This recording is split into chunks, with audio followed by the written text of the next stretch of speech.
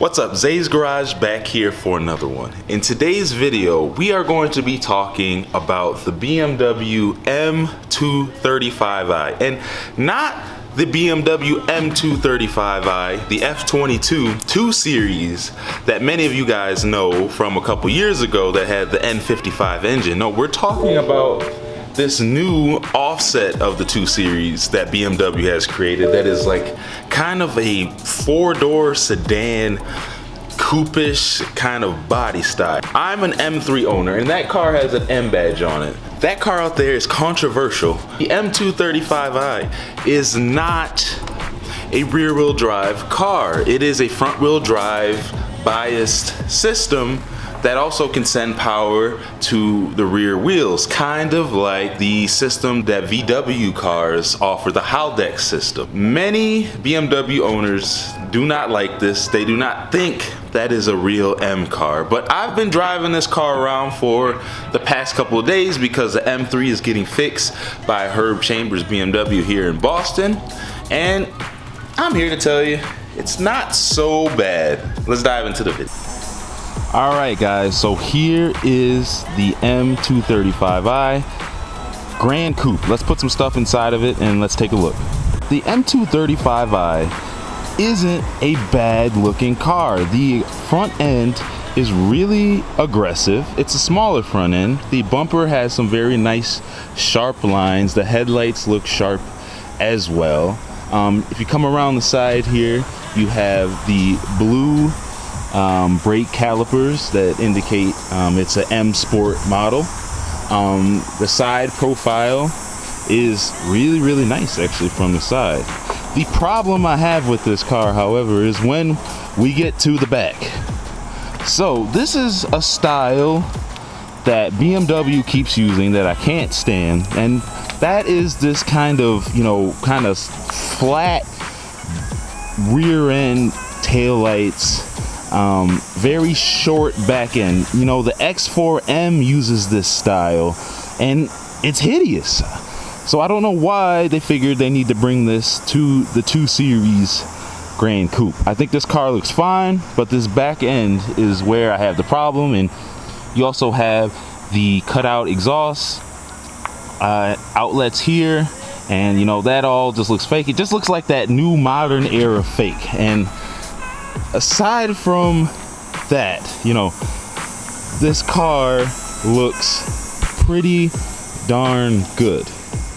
All right, under the hood here, we have the B48 engine. However, in this application, the B48 has been given 301 horsepower. Now, I don't know that much about BMW 4-cylinders. I know more about the N55, the S55, the B58. This is all a new forte, so correct me if I miss anything up, but the B48 in here will get this car to 0 to 60 in the 5-second range. And with the M235i platform, you do get all-wheel drive, so this thing scoots off the line. I'm not gonna lie, as an M car owner, this thing moves. It's not M3 or M340 fast, but it is quick, and I think it could compete with the Golf R.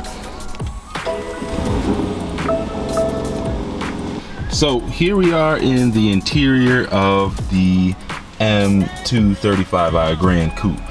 If I'm being 100% honest with you, I enjoy this interior better than I enjoy my F80. There's no doubt about that. This car is newer, the technology is more advanced.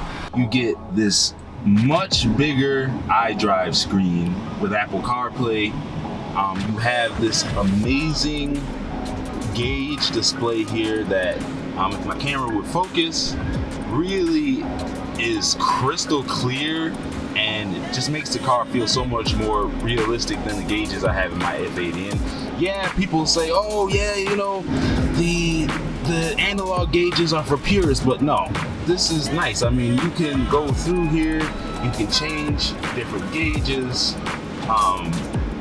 you can do MPG, you can see power.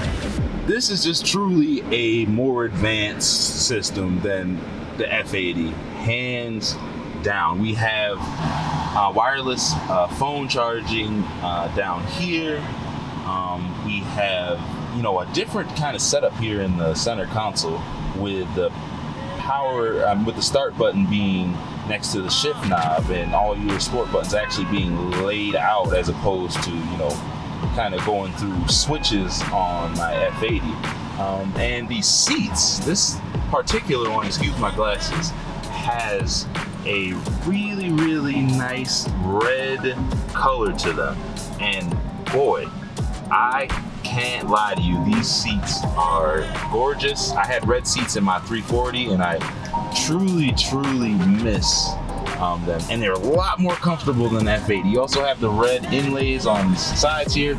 We have a panel roof. My F80 has a carbon roof.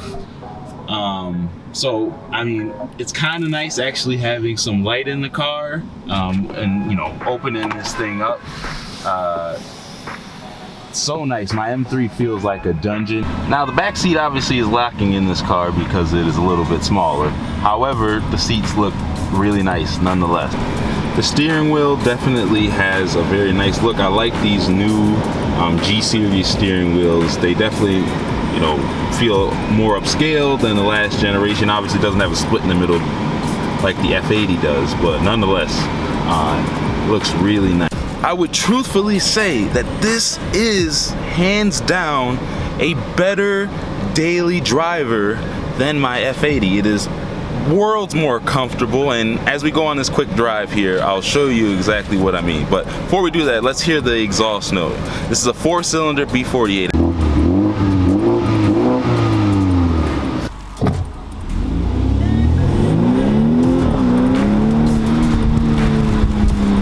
I'll tell you what, this thing is no slouch, as you can just see from that quick little pull. You can hear the turbo noises. The gearing is pretty quick.